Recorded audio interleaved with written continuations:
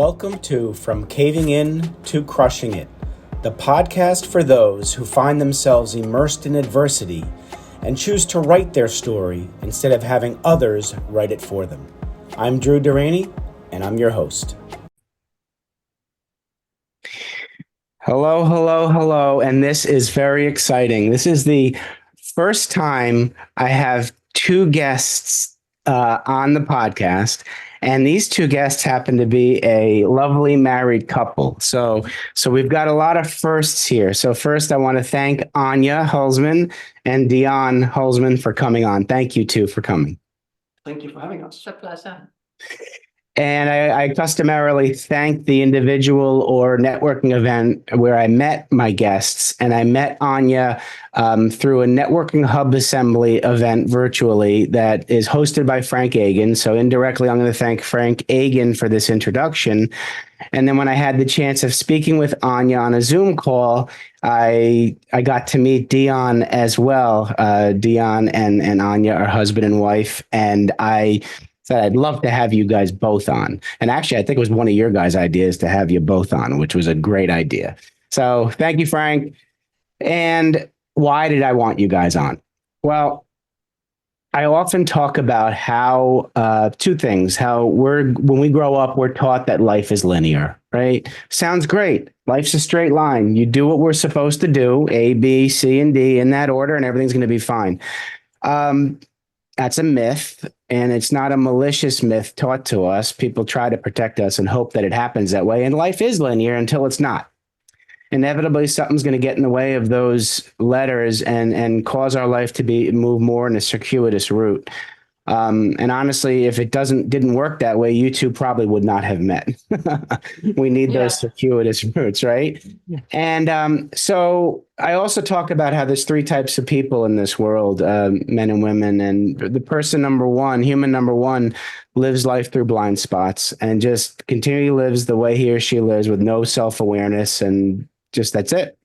And human number two is the one who notices that there's adversity and plays the victim card. It's this is happening to me. I'm not changing. This sucks. And I'm just going to go through life. I have you on because you guys are man and woman number three. And those individuals are humans who know there's adversity there and have over time moved from more of a fixed to a growth mindset. And now we're starting to think that these challenges in life are not barriers. They're more opportunities to become a better person. And you've dropped the victim and blame mindset and are more of the I'm in control of my behavior mindset. And that's who you two are. So I thank you for coming on. And that's just want to give you an idea and context why I wanted you on. So thank you. So we're going to start with Ania. If you could kindly reach back as far as you need to reach for that defining moment where it's either the tap on the shoulder or the 2x4 upside the head that you said to yourself, geez, Ania, there's a better way to live, and I'm going to take it on and I'm going to do something different. This is my defining moment. Thanks, because it's such a good question, because I actually lived the first quarter of my life probably. That's I'm just making an assumption that I'm 100 years old there. Up until I was about 25, I think I lived very much in a victim mindset, and it was very much life happening to me, and that I was the one who was disadvantaged, and I was the one. Well, I actually identified myself by the awful experiences that I had. So. There was this one moment in my life where I won't go into the details of the story, but basically somebody told me, Ania, do you know that within 5 minutes of meeting someone, you tell them that your dad died? And I was in absolute denial. I was like, no, that's not true. You're making it up. And then I found myself meeting a new person. And the first thing I wanted to say, and my dad died when I was 17, and this was when I was an early adult, like in my early 20s. Right. Damn, that is actually true. Mm-hmm. I would share that with people to make myself sound interesting, like there was something interesting about me, because I did not feel like I was a very interesting person. Like I felt like I was struggling a lot Okay. in life. And so that was a really big lesson for me. But I think the turning point for me, I would say that there are a few of them, defining moments of my life. A really big one for me was when I was in my late 20s, around 27, 28, and I had a really bad rashes all over my face, which were scabby and red and inflamed. Yeah. And I had to put on a lot of makeup to try and cover it up, but then it really aged me. I used to get these hives all over my legs in the summertime, so I couldn't wear any short skirts or shorts, and it was obviously quite distressing for me. Sure, absolutely. To go out in the world and, you know, it's the first impression you make. Right. Is through your appearance. And I went to dermatologist. I went to my GP. The GP couldn't do anything. I went to the dermatologist. Ended up on antibiotics for 3 months at the beginning. Wow. Yeah. Everything cleared up, and then I thought, okay, great. So I'm just gonna stop taking the antibiotics. Everything came back again, and so I went on the antibiotics again for another 3 months. And then I think my microbiome was so destroyed by these antibiotics that I ended up getting the flu, and I was really sick for 2 weeks. I'd not been that sick in years. Right. And guess what? In those 2 weeks when I was hardly eating anything, I think I was just eating chicken soup broth, right? I suddenly my skin cleared up completely, and you know, I looked fresh and gorgeous again. Wow. And I thought, oh, this is crazy. Like, how is this possible? And I managed to figure out that it was dairy that was causing the allergic reactions in my body. Interesting. Okay. I tested it out again, ate dairy, rash started again, stopped eating dairy, so you knew. and I was fine. And it was the first time in my life where I thought, hold on a minute, I have some control here. Yes. I don't have to be a victim to this thing that is happening to me. I can I can change things. I'm actually intelligent enough to work a lot of this stuff out. Right. And that was hugely empowering for me, and actually led me down a journey where I then wanted to study nutrition. I ended up studying health coaching. That led me to studying coaching more broadly, life coaching. And I wouldn't have met Dion if I had been on that journey.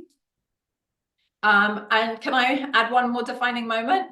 Definitely. And then I want to dive into some specifics because this is a lot of stuff here. So yes, one more. I'd love to hear this one.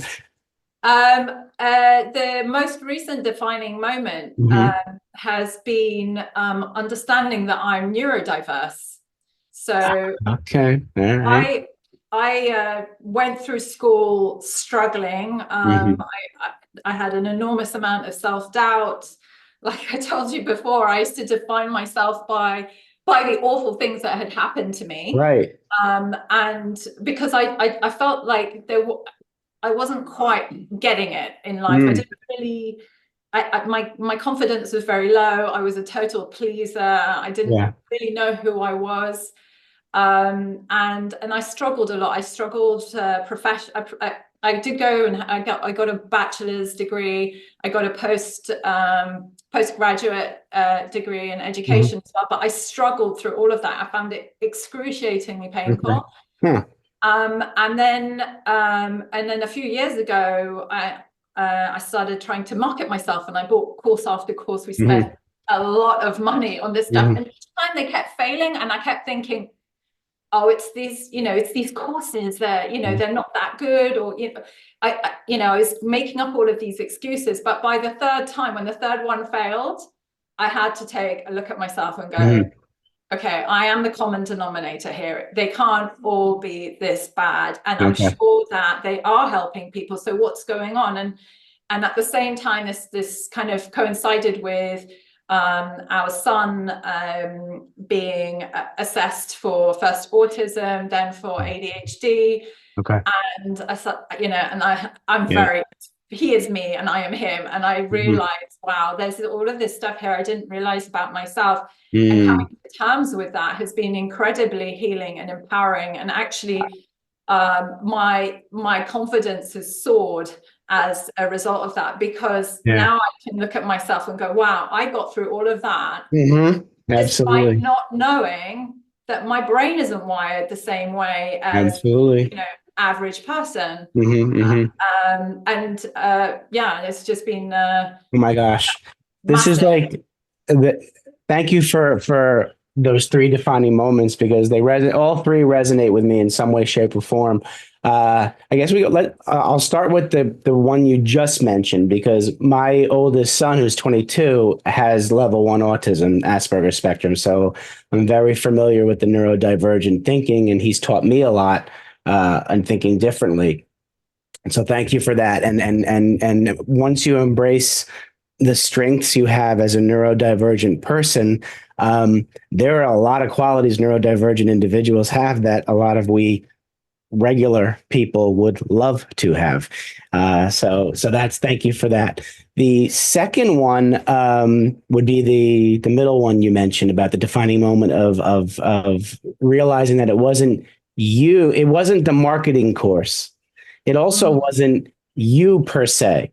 Once you understood that you thought differently and think differently, I'm sure then you can adapt what you learned in the marketing stuff to accommodate the way you learn, and it would have worked. But if you don't know what you don't know at the time, it's not going to happen. So the challenge was that I just didn't know what kind of support I needed. There we go. You didn't know what to ask. Yeah, you don't know. And so that's powerful. The first one I love, because that talks about the blind spots. You didn't know that you were defining yourself by the death of your father, and that you weren't an interesting individual, and that's something you had to mention. Now, I still fall myself into that, because it was just 5 years ago where I went through my 4 big things, and the last one being my dad unexpectedly getting sick and passed away. So I get that, because that tends to be my hook. When I'm in a conversation, it's like people lean in more when I go into those 4 things that happen. So I get it. But the point there is that we don't know our blind spots until somebody points them out to us, number one. And number two, we don't do anything about them unless we're ready, willing, and able. So I think that's very powerful. How have you what did you do once you realized the blind spot that you mentioned, the death of your father, each time you met somebody new? Once you were aware that you were doing it, did you do anything about that, or did you allow it to continue?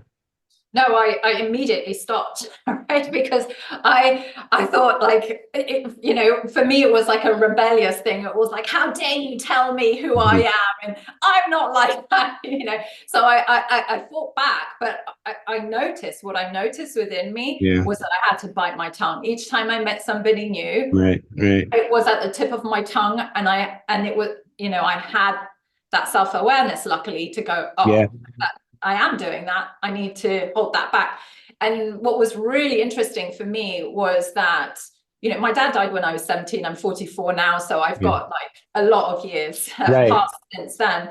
But I've got friends that I've made, say, in the last 5 years or so, who may not have realized at all that I had that kind of loss in my life. Like they, right. And for me, that's been very telling, that part of me, that part of my identity, how I identified by the girl who'd lost her dad when she was 17, right. That's gone. Like, that's really now in my history. I'm not that person anymore. Right, exactly.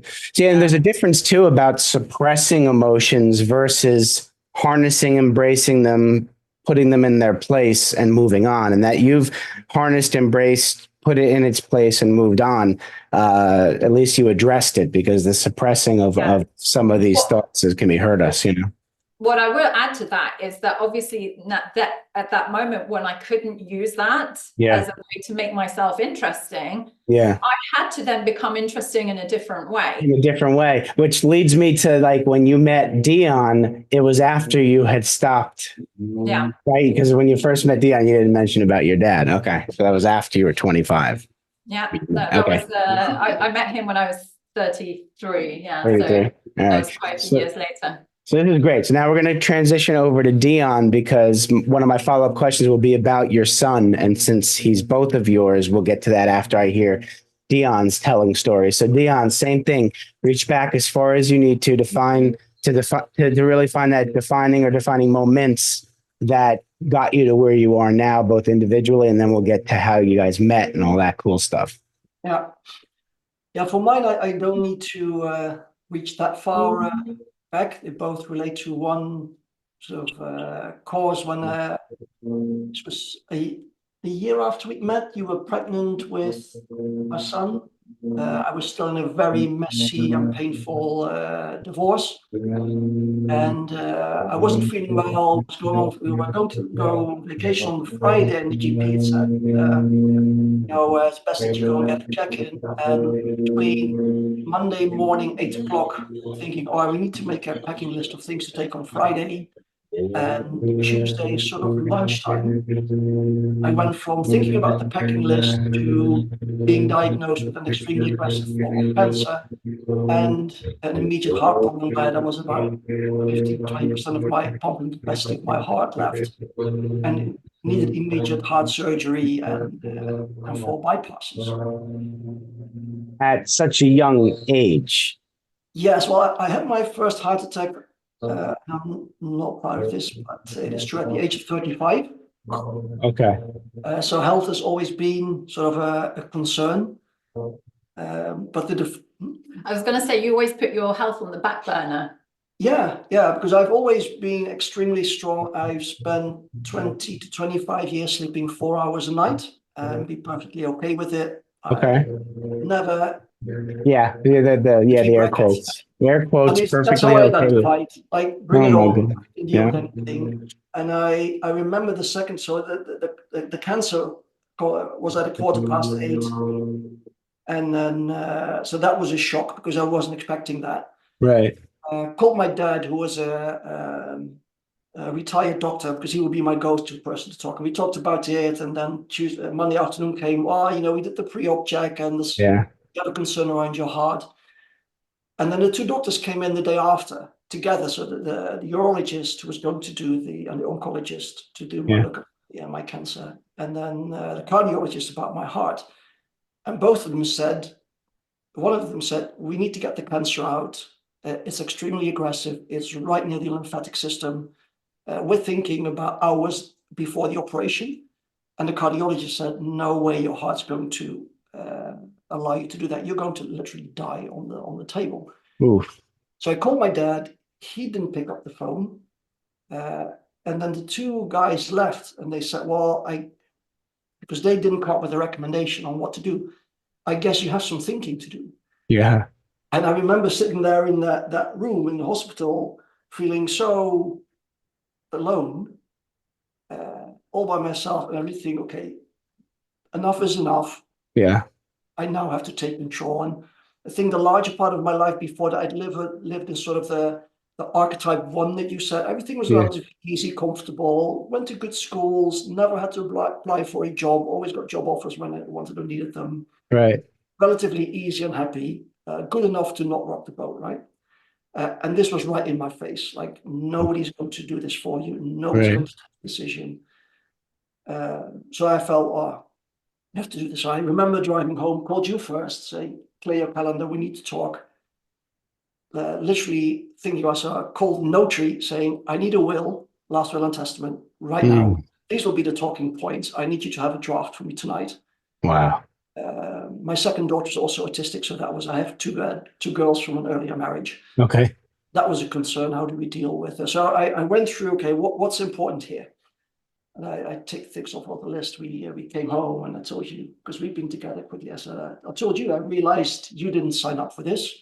We'd only been together for a year at that point. 1 year. I was like 7 or 8 months pregnant at that point. Yeah. With your son who Yes. is also neurodivergent. Okay. Got it. Wow. But then that feeling of absolute clarity is like all the noise in my head stopped. Yeah. And this is important. And I'm going to do this, this, and this, and this. And right. It's got to be on my terms. So that worked. We worked out a schedule and everything, got the cancer removed, did the heart operation. Recovery was really good.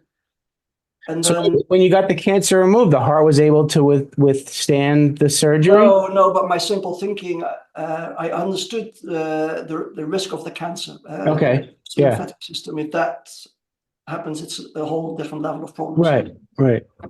So I asked the cardiologist, like a car, right? If my heart stops, can you start it again? I said, yeah. Because okay, then arrange for that. Get the cancer out. Got it. I didn't last a minute in the operation. Because I had like local anesthetics, because that would be less taxing on my heart. Right. So I felt it coming, but okay. So that. So they were prepared for that. How many heart attacks did you have on the table that time? No, that was not then, but that was after the. So went through both surgeries, went really well. I was probably the youngest of all the other patients that got heart surgery. And then I started rehabilitation. And then I got my next heart attack on one of these bikes where they check for capacity, being literally wheeled out of the room whilst Ania was breastfeeding our son then next to the room. And then from there onwards, everything went south. Like 15 or 16 heart attacks that night was airlifted with a helicopter at 4 o'clock to a specialized hospital. Oh my gosh. And then I got wheeled into the operating room and somebody asked, do you want to see a priest? I said, no, no. And then she asked, okay, is there any messages you want us to record for your family? And then I said, well, don't you think I should give them those messages themselves? And the cardiologist said, we're not sure whether you'll have that opportunity, sir. And then I thought, oh, this is a completely bad move that I got myself into. He said, chances on a good day, maybe 50%. Wow. So I called you sort of in a message to not alarm you, but also that served as a goodbye. Little did I know. I had no idea. Now, was your son born by then, or? Yes, he was. 8 weeks old at that point. 8 weeks. 8 weeks. Oh my goodness. Okay. Far from ideal. So managed to do that. Recovery was tough, and then I get to the recovery again, and then the nurse says, "Oh, 8 seconds." I say, "How do you mean 8 seconds?" And I said, "Well, you were sort of clinically dead during the operation, and they managed to get things going at 8 seconds before we stopped." Whoa. And I thought, oh my God, if that did happen, because here was another thing, like, okay, I managed it through, I muscled through it. Yeah. And I thought, oh, what would I have left behind if wow. it hadn't happened? And I became very conscious, but I need to design my life the way I want it to be. I needed to do it in a way that whenever it's my time to leave this earth, everybody can be at peace with that. I will have accomplished what I want to do. Wow. I'm very much focused on being the sort of person that I wanted to be. That's unbelievable. 8 seconds.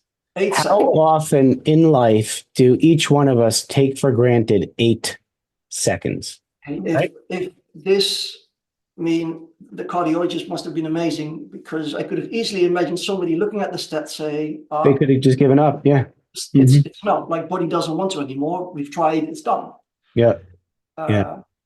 So literally. Wow. By a thread. All right. How old's your son now? He will be 10 in September. God bless. So you're talking 10 years. All right. So there's an interesting stat that I'm going to throw out here that I think may pertain to you, Dion, where 85% of physical ailments are due to unaddressed internal stress. So with that piece of data in mind, what did you change in your life after these epiphanies and this realization that you're now 10 years later a different person? What did you do differently?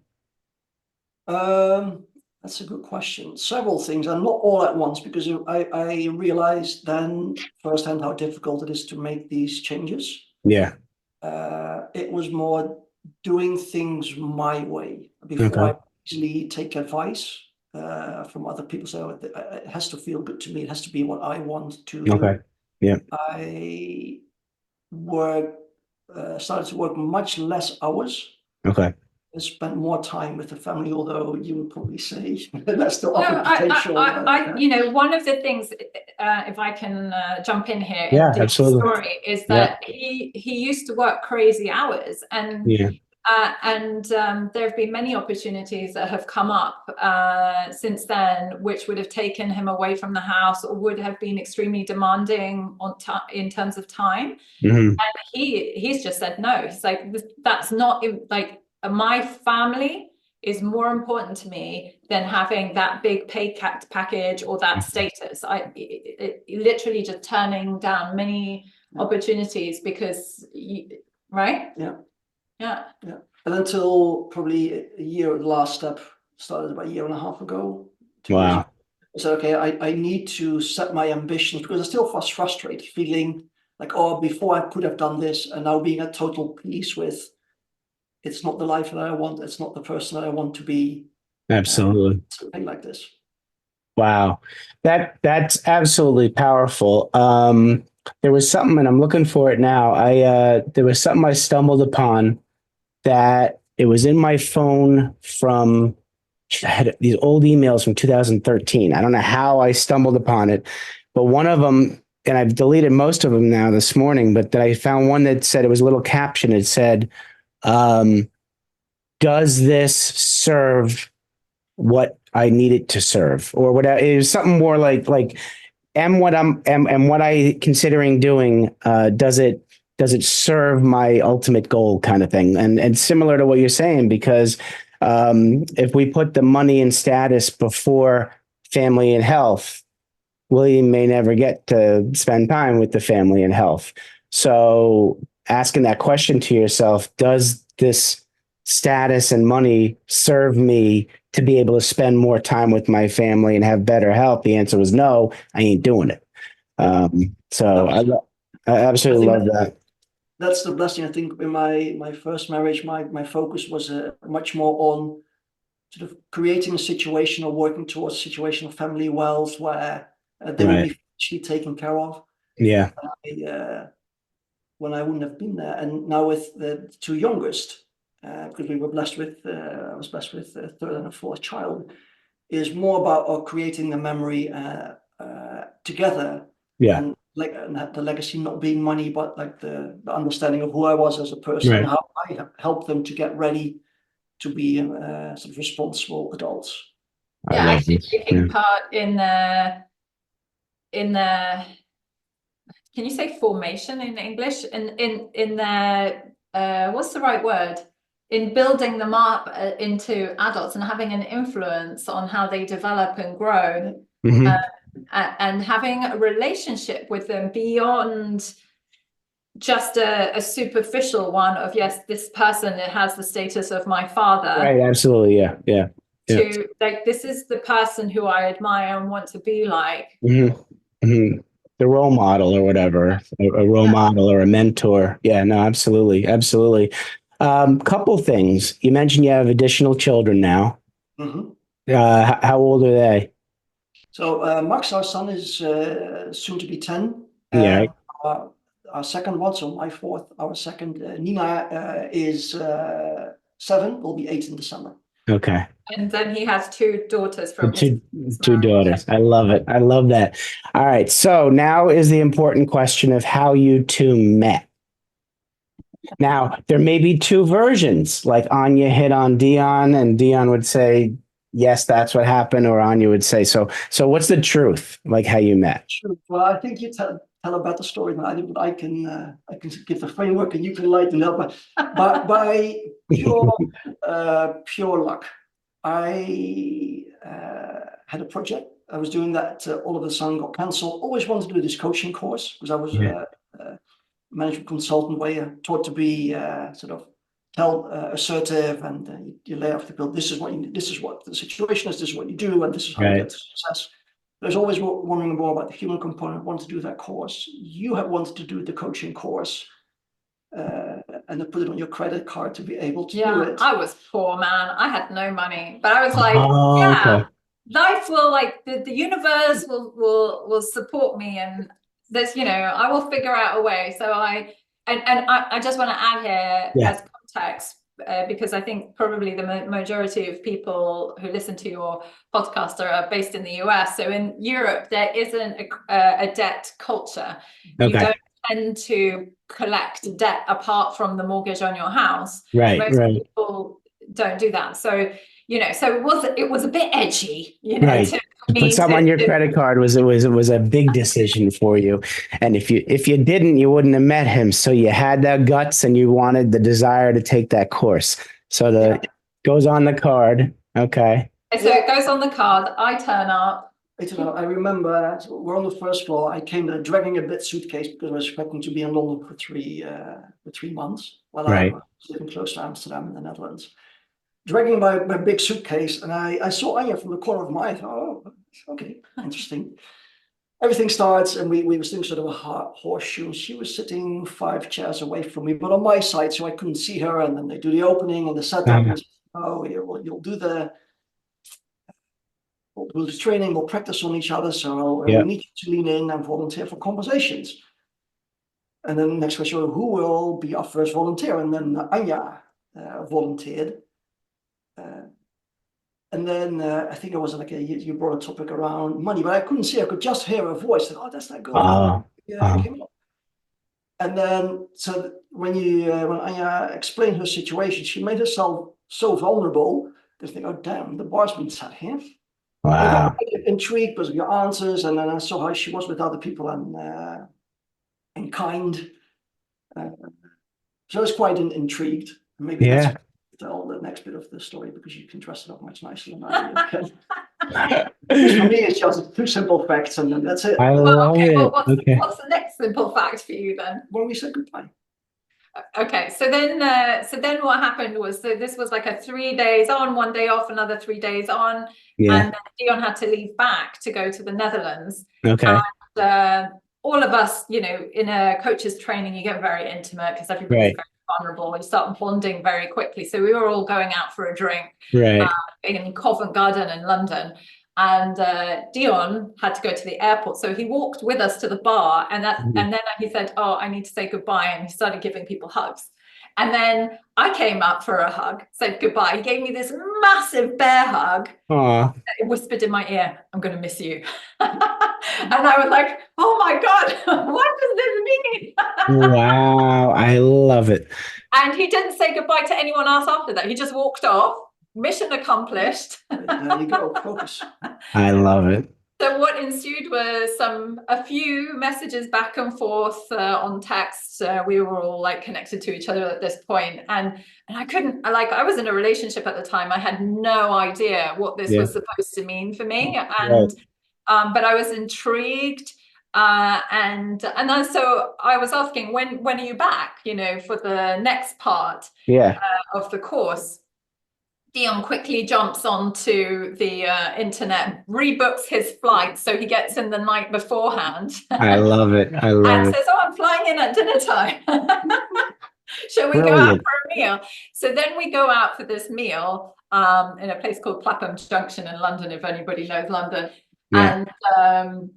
And I was very nervous. I was like, I really didn't know what was going on. I'm very slow at processing. And we go into this Thai restaurant, I think, and we're sitting down, and 5 minutes after sitting down, Dion just throws the bomb on the table. He says, and I'm in love with you. Yes. I was like, I really did not know how to react. So my automatic reaction was, I wasn't expecting that. Right. Very British, very British. I love it. I love it. Oh my gosh. So that was it, and that was it. And then Dion's heart was on the table. I love it. I was not able to fully embrace that. But basically what happened after that was we had actually I think one of the first questions I asked him after that was, well, I'm 33, I want to have kids, do you want to have children? I went straight into it. Right there. Well, he put his heart on the table. I would do that too. Okay. So I'm not messing around here. I'm not going to mess. I'm in a relationship, and if I'm going to risk everything, I want to know what you're up for. And I said to him, do you want kids? And he said, yeah, I always wanted to have more kids. Beautiful. I thought, okay, check. Yep. My box. I He asked love me whether I would move to the Netherlands. I said, yeah, I've been open to that. Wow. And then then we went home eventually, and nothing, by the way, physically. No. Sure, two stories. No. How much detail does he want? No, you said I wasn't expecting that. So we continued dinner because that's what we had agreed to do. You walked me to the station. We hugged for 45 minutes, me thinking, hey, I made my move, it's your turn now. But you just walked off. And then, I forget, I walked back. I did some night photography in London, was in bed, and at 14 minutes past 2, Anya's text message was, is this what you really want? And then what ensued was this whole virtual waterboarding via text message. I love it. So you did start that. All right. So Anya, you did start it with the text. Is this what you really want? You're the one. Okay. I couldn't sleep. No, it's okay. Hey, I understand that. I love that. Is that what you really want? Okay, cool. And then I asked him every single question I could possibly think of, because I just wanted to know, who is this guy? Of course. What's he really about? Like, yeah. And I guess I'd already honed the ability to hear what people were saying and not saying, you know, which I think is a real skill as a coach, and I'm really proud of, you know, to have that. Well, that's a skill that helps in a romantic relationship too. Yeah, but also, like, you know, I didn't want to end up with some narcissist or somebody who messed me about, right? So I asked him very, very direct questions, and one of them was actually the tipping point for me was when I said to him, "Have you ever had an affair?" So he'd been married, he'd been with his previous wife for 22 years, and I said, "Have you ever had an affair?" And at this point, he could have lied. He could have said to me, "Oh no, I'm like perfect in every way." But he came back extremely vulnerable, said, "Actually, I have had an affair. I'm not proud of it. It pains me that I did this, but this is why." And then he explained to me the whole backstory of the relationship and how it came about, how the affair came about. Right. And I was so in awe of his openness and vulnerability and willingness to risk things not proceeding any between the two of us, that I thought, okay, I'm done here. Now I know. So this was good for you. Before we'd even kissed, we'd never held hands. You know, it was, you know, we basically made this commitment before there'd been anything physical between us. Yeah, well, that says something. That's that's a beautiful story. So it shows that can happen. So good for you too. All right, so now we've got you now together. And moving forward, now I know the audience has certainly captured the essence of Ania, you individually, and Dion, you individually. So, folks, if you want to reach out to Ania individually and get to know her better, you can get her on Instagram or LinkedIn at Ania Hulsman on either one of those platforms. If you want to get in touch with Dion, that'd also be LinkedIn, Dion-Rene Hulsman. Now we want to get to I know that you two work together too. In a whole holistic stuff. So folks, if you want to get in touch with them professionally, there's an email address, hello@holistic wealth. It's WHOLISTIC wealth.company. So get in touch with them. So now I want to move forward, as now you two are a powerful couple. What are you doing professionally? And obviously you guys have taken a lot of strengths and a lot of stuff from your experience and wisdom in your past and brought it to this beautiful partnership. What are you doing now to help your clients? You want to take it? Sure. So what we do is work with mainly entrepreneurs and business owners to help them create a holistically wealthy life. So success in business is important. And also on top of that, we want to see these business owners have success in their home and personal lives as well. And to complete that, so it's not just relationships at home with your kids, with your spouse, with the people in your business and your team, but also your relationship with yourself and your health Mhm. We believe that it's only when you have all of these areas of your life aligned that you really are truly wealthy, because wealth alone can buy you stuff, but it's not the thing. You'll only feel fulfilled with a fast car or a big house for a very short amount of time. That's true. Before you're on to the next thing. And the reason why we choose to work with business owners and entrepreneurs is because we really love the mindset of these people. They tend to be extremely creative, they're risk takers, but they tend to be also very purpose driven. Yes, absolutely. And in addition to that, they are the ones taking massive risks. They provide employment for others, have a massive impact on their community, tend to work hard and burn the candle on both ends, and often feel really lonely, actually, at the top of their organization. So we're here to support them to thrive in every area of their lives, not just in business. I love that. To me, there's a misnomer about a work-life balance. I don't think that exists. And I don't believe, in the States, they teach work-life balance. I get rid of that term, because there's 24 hours in a day, right? Pretend we sleep 8, except for Dion, who sleeps 4, whatever. But then you got 6, not anymore. Then you got 16 hours, you're alive. There are so many strengths you can have in business that you can adapt to your personal life and vice versa. And they are interwoven, especially with entrepreneurs. So this work-life balance thing, just try to find a life balance and inner peace, utilizing those 2 areas. I love that. There's only one life and there's only one you, right? So it's not like you flip a switch and you become a completely different person. Absolutely.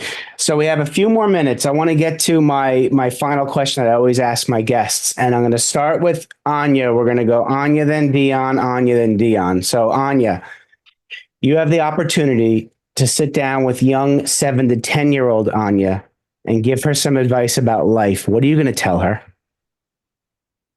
You're not alone.